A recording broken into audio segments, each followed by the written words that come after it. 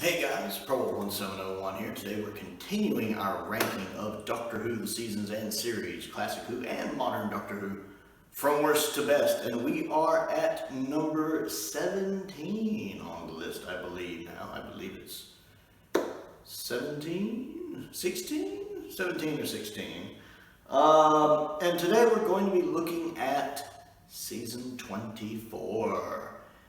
And I know what a lot of you are thinking. That's that high? Look, I looked at the list I wrote too and said, it's that high? I have season 24 over season 15 and season 14 and some of the Pertwee stuff, and even I was surprised. Especially considering it contains Delta and the Bannerman, one of the most unwatchable stories of classic Doctor Who. On my Patreon, I did a Patreon exclusive talking about 5 classic Doctor Who stories I find unwatchable. And Delta's on it, although I had a little asterisk that it's watchable, but just barely. I don't really like Delta and the Bannerman.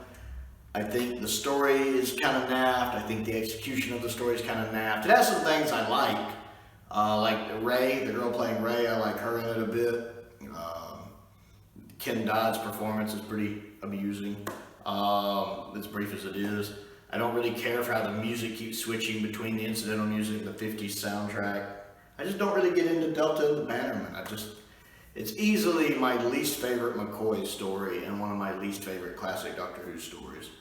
Although it's still miles better than some of the modern Doctor Who stories like Kill the Moon and Forest of the Night and most of Series 9, but that's another story.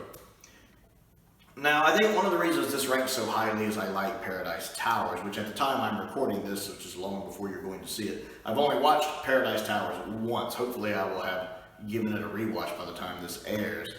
But I was really enamored with it the one time I watched it. I liked it. I thought it was clever. I thought it, aside from being a little overly lit, I thought it used its camera techniques well. I love the story. The story is phenomenal.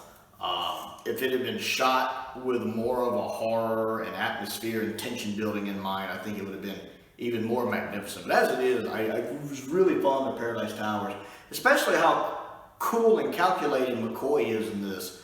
He's more like season 25 and 26 McCoy than he is season 24 McCoy in this story, which is amusing since it's only his second story. He's nowhere near the clown people think of from like Time and the Ronnie in this story. He's a lot more level-headed. Plus, I like the Kangs, is that what they're called? The Kangs, the red Kangs, the blue Kangs. I like them, they're cool. And then Time and the Ronnie, I like, especially when you take into account all of the stuff that was going on behind the scenes. It's a miracle this story came out as good as it did. I mean, Pip and Jane were really under the gun to get this out. Plus the script kept changing. It was originally written for the 6th Doctor. I mean, there's a lot that had to be tweaked in this story to get it to work. So I think for what it is, it turned out fine. Kate O'Mara is obviously having a ball in the story. I love watching the story just for Kate O'Mara. She's obviously having the time of her life. Seeing McCoy running around in Colin's outfit for a little bit is fun. I always enjoy seeing that when a Doctor is running around in his previous incarnation's outfit for a while. It's definitely a little big on McCoy. Supposedly he got lost in it for 3 days. Mel's still annoying, but Mel's always annoying. And I like some of the effects, like the little balls that explode into the wall. That's a pretty neat little special effect. The bees, not so much. The little beehive, not so much. And some of the incidental music I like. It's not very Doctor Who, but it's still interesting. Like I said, it feels a little out of place in Doctor Who, but I still like it, if that makes sense. Time of the Ronnie, I think it's an underappreciated story, even if it's not exactly a gem. And then Dragonfire. I love Dragonfire. I think Dragonfire is fantastic. It's a great introduction. Ace, I like Ice World. We have Lady Stevens herself in it, which is fantastic. As a Rocky Horror Picture Show fan, I love having her in this. We have Glitz back. You guys know I love Glitz. Glitz is great. So seeing him get to interact with the different Doctors, a lot of fun. Mel leaves. That's fantastic. Kane's death is pretty gruesome for classic Doctor Who. It really has this Raiders of the Lost Ark vibe going on to it. I think they pulled that off effect pretty well considering their budget. It's pretty impressive.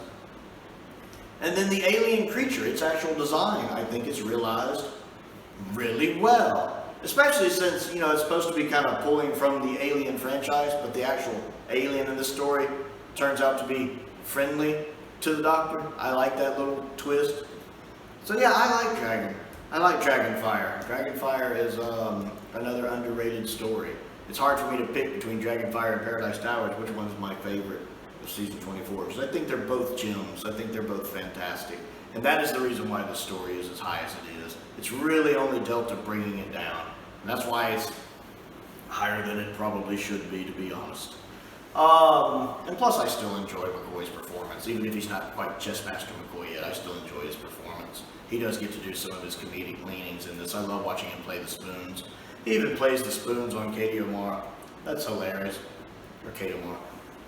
So yeah, season 24, what do you think of it? Do you think it's underrated and got one or two gems in it? Are there the one or two stories in it that, you know, you like going back to from time to time? Keep in mind that my rankings a lot of that boils down to rewatchability.